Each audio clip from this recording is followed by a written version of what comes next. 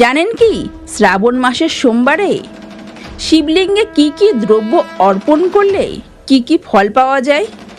অল্পতেই তুষ্ট হন দেবাদিদেব মহাদেব। তিনি সামান্য বেলপাতাতেই তুষ্ট হন। কিন্তু আমরা সাংসারিক জীব, তাই আমাদের মন মানে না। তাই আমরা দেবাদিদেব মহাদেবকে আরো বেশি করে তুষ্ট করতে চাই। সামনেই আসছে বাবার জন্ম মাস শ্রাবণ মাস।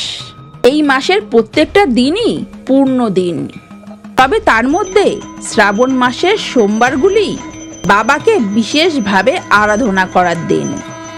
এবার বলি বাবার এই বিশেষ দিনগুলিতে কি কি দ্রব্য দিয়ে বাবাকে পুজো দিলে কি কি ফল লাভ হয়। 1 নম্বর, কালো তিল। শিবলিঙ্গে কালো তিল অর্পণ করলে বিজয় লাভ হয় ও পূর্বপুরুষদের আশীর্বাদ লাভ করা যায় এবং গ্রহ দোষ কাটে। 2 নম্বর, গম। বাবাকে গম অর্পণ করলে সন্তান সুখ লাভ হয়। 3 নম্বর, বেলপত্র বা বেলপাতা। শিবলিঙ্গে বেলপাতা অর্পণ করলে জীবনের কষ্ট দূর হয়। 4 নম্বর, আমলকি। বাবাকে আমলকি অর্পণ করলে সম্পদ ও দীর্ঘ আয়ু লাভ হয়। 5 নম্বর, দই।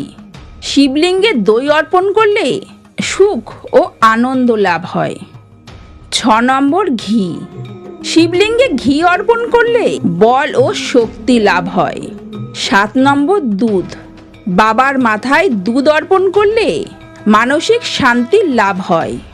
8 নম্বর, সুগন্ধি। বাবাকে সুগন্ধি অর্পণ করলে রোগ নির্মূল হয়। 9 নম্বর, ধুতুরা ফুল।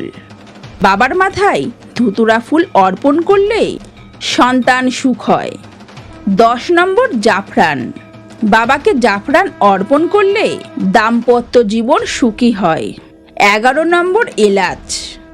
এলাচ অর্পণ করলে দারিদ্রতা দূর হয়।